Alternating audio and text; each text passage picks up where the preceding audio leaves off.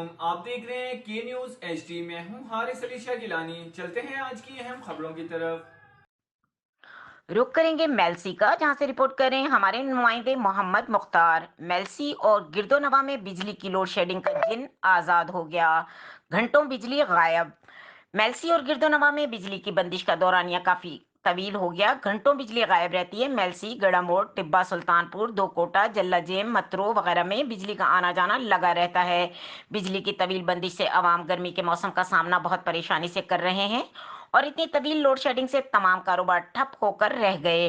बिजली के बार बार आने जाने से बिजली पर चलने वाली मशीनरी और दीगर तस्नीयात का नुकसान हो रहा है।